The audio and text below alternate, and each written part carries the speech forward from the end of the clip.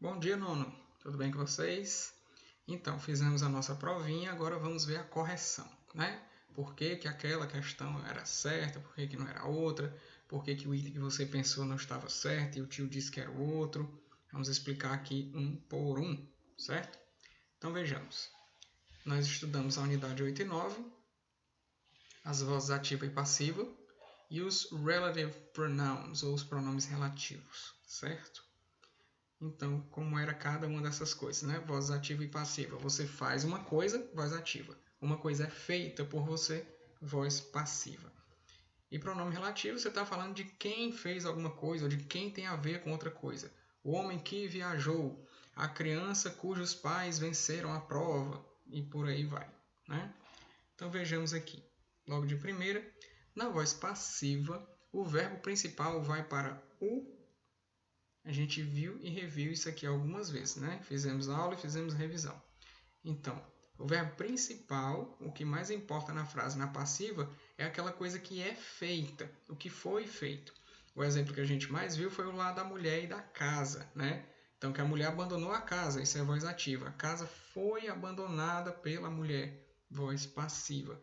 Então, o principal aí é o verbo abandonar, né? Na passiva ele está foi abandonada. Precisa do auxiliar foi e o principal abandonado.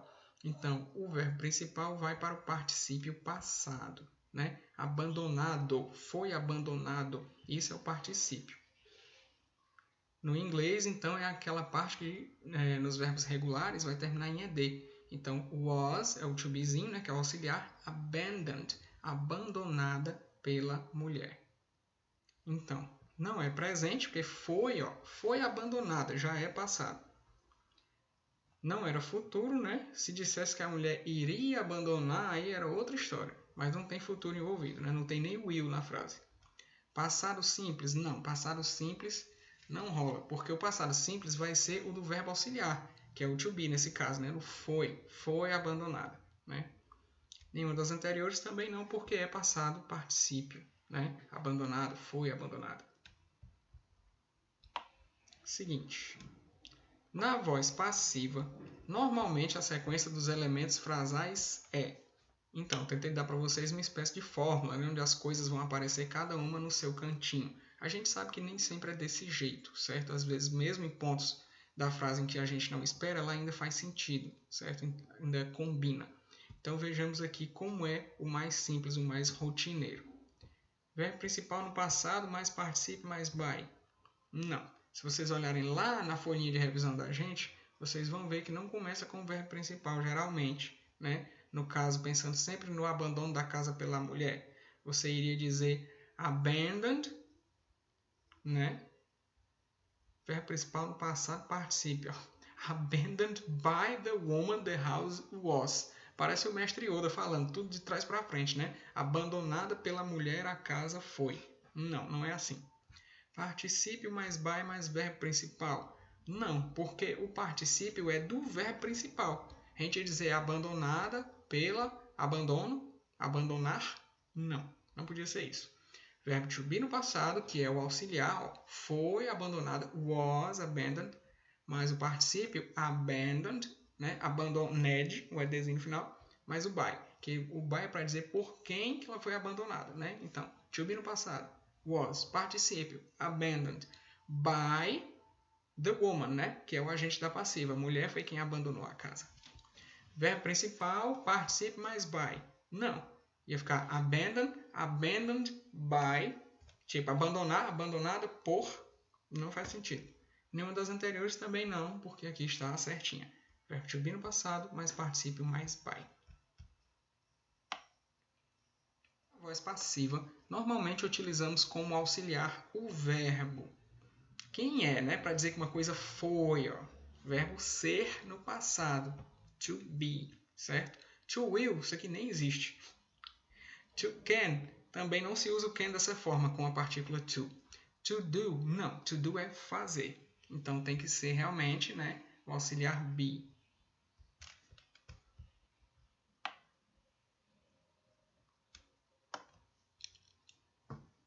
Que frase está na voz passiva?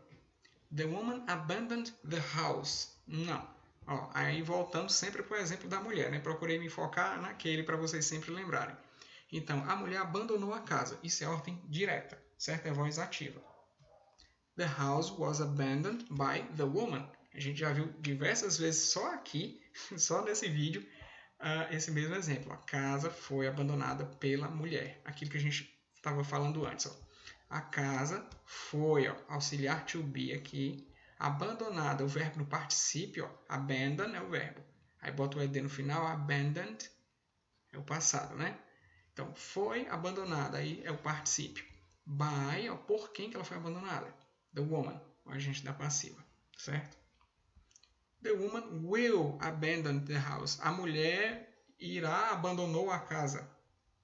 Não faz sentido, né? Futuro e passado aqui ao mesmo tempo.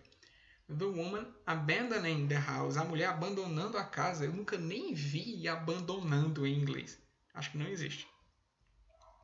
Nenhuma das anteriores. Não é. Tá aqui certinho, do jeitinho que estava lá no exemplo do livro. A frase o livro foi escrito por mim. Em inglês fica I wrote the book. Isso aqui não está errado, mas é ordem direta. A gente está falando de agente da passiva, né? Voz passiva. Isso aqui é voz ativa. Eu escrevi o livro. The book was written by me. Se você comparar com a frase lá da mulher abandonando a casa, como sempre, você vai ver que a construção é exatamente a mesma.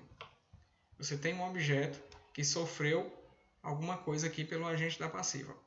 No caso desse primeiro, a casa foi abandonada pela mulher. Aqui o livro foi escrito por mim, né? The book, ó. Aqui você tem a casa, aqui você tem um livro.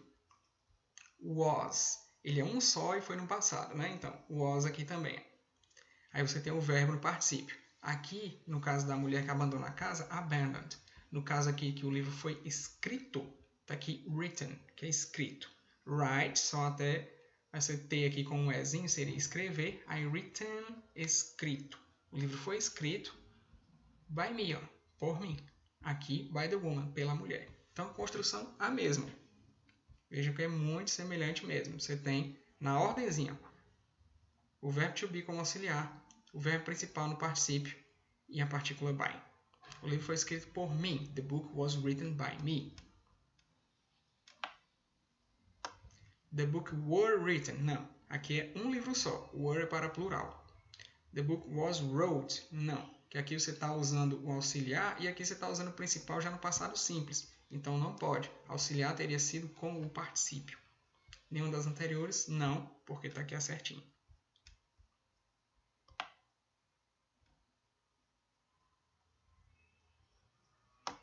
Essa daqui foi a que deu polêmica, a questão que I wiped out, né? Eu eliminei, acabei com ela porque na hora de formular a questão, eu não pensei bem num detalhe besta e teve um rapazinho que vocês sabem quem é, que pegou o detalhe e me disse, ó, professor, a resposta não deveria ser essa? Eu olhei e realmente ele tinha razão. Então vamos explicar aqui. Ó. Na minha cabeça, certo? A resposta era para ser essa daqui, né? O que, quem, cujo, de quem. Só que eu mesmo errei quando eu formulei a questão do seguinte ponto. A gente não estava estudando o que, né? Que seria o what. A gente estudou apenas que, tirando esse O. O homem que ganhou o prêmio. A mulher que abandonou a casa. Certo? Então não é o que, é só que. A pessoa que realiza uma coisa que é feita por outra, certo? Deveria ser isso. Então, perdoem-me, mas foi melhor para vocês, né? Todo mundo ganhou o pontinho.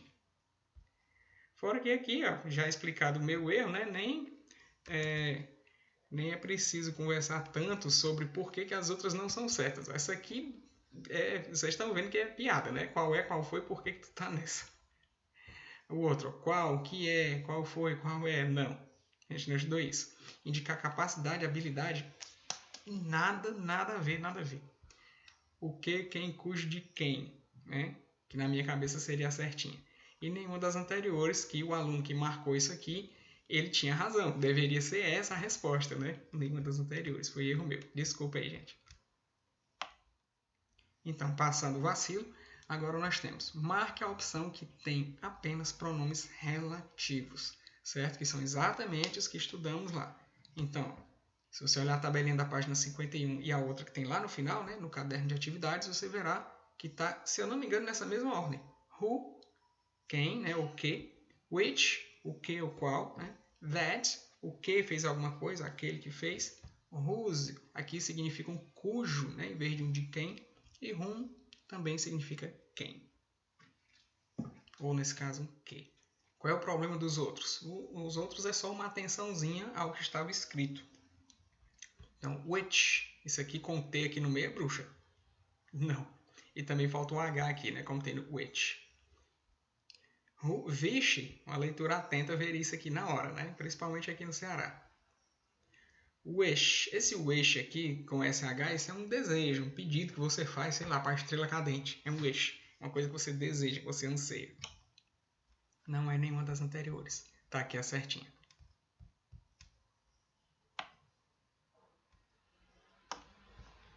Usamos diante de pessoa os relativos. Hey e you. Não, a gente nem viu you, ainda mais hey. Hey, hey. É um chamamento, né? Esse aqui em português seria um vocativo. When. Quando. Nada a ver. Tem which, tem who, mas when não tem não. When é quando. That e which. Por que não é esse aqui se a gente estudou também o which e o that nessa listinha, né? Se você comparar aqui com a questão anterior, você vai ver que tem o which bem aqui. Então qual é o problema? É porque eu falei que usamos diante de pessoa. O which não é usado para pessoa, certo? Ele é usado para objetos ou para animais. Assim como it, né? O itzinho. Então, estudamos who e that, né? Que a gente usa diante de pessoas. Who did that? Né? Quem fez isso? Próximo. Usamos diante de pessoas, animais e objetos. Esse aqui é usado para todo mundo, é o mais geral. O relativo, which. Não, porque esse aqui não se usa diante de pessoas. Where. Não é pronome relativo, isso aqui. Who. Não se usa diante de objetos, né? Isso aqui é para pessoas. Quem? Né? That. O that você usa em todos os casos, né? O mais geral que tem.